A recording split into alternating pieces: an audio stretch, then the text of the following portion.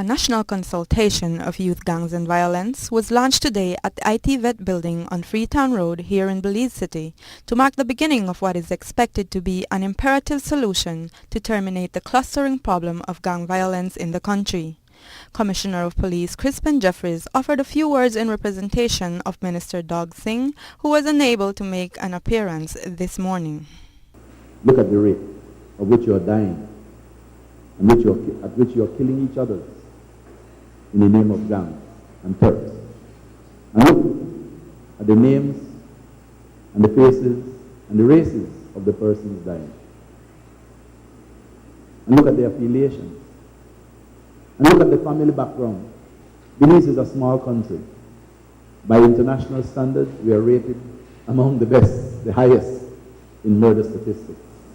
Beverly Reynolds, the program manager in the Human and Social Development Unit of the CARICOM Secretariat, explained CARICOM's involvement in the project. The project that we are wanting to launch here in Belize being one of 4 pilot countries, Guyana, Trinidad and Tobago, St. Kitts and Nevis being the other 3, is looking at youth gangs and violence and is stressing the importance of partnering for prevention and social development. This initiative, this project, has its foundation in a report that was presented in 2007 by the World Bank and the United Nations Office for Drugs and Crime that looks specifically at the whole issue of crime and violence in the Caribbean and the very negative impact it was having on development. Reynolds went on to tell us about the 4 messages that came out of the report and how this project aims to address the problem.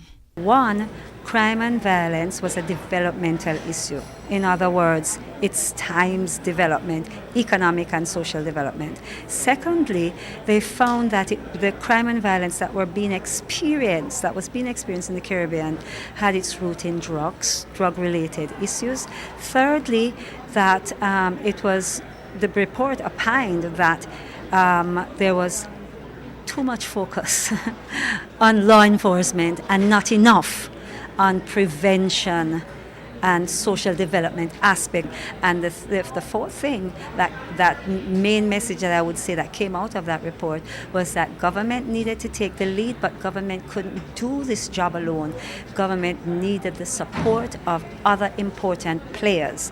We can best address the issue by building capacity in the community. The objective is to increase the capacity of teachers and church people and community members to recognize if you have gang activities and to give them the skills to be able to mentor, counsel, coach young people who are at risk, and to provide services for those who are already in conflict with the law, and to provide support services, including skills training, entrepreneurial training for those who are coming out of prisons and need a second chance, or those who might have been involved in gangs and want to get out.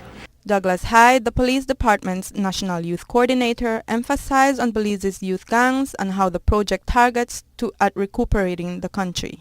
And what we've seen is that the countries, the Caribbean countries, faces almost the same things in the same era of gang violence. The age groups are the same, the targets are the same, the gangs are very much the same. What we've seen different is the different of level that these gangs operate at, and Belize is very advanced when it comes to the whole gang structures. They will have a selection of persons out of this consultation who will ask to assist us in oversight of the implementations of activities. They're going to be a community mapping, they're going to be a person who is going to train social workers, youth workers, police officers in the area of the whole crime and violence and gangs. And in this era, there will be young persons who will be selected to gather information that will be the whole part of the crime mapping.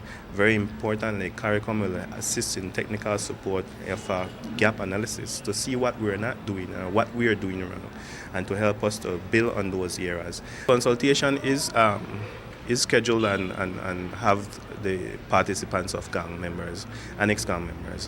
One of the challenges that was shared by these members is that they didn't want cameras or the media to come and capture them in the whole process, because this national consultation is not just about the gangs themselves, but it's about everybody and the whole stakeholders. And so they were open to admit that they will be part of this. But according to Hyde, informal consultations are held with gang members on a weekly basis, but this is the first one at this level in which gang leaders will include their participation.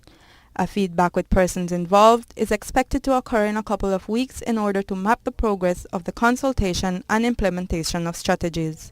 Reporting for Love News, I am Natalie Novello.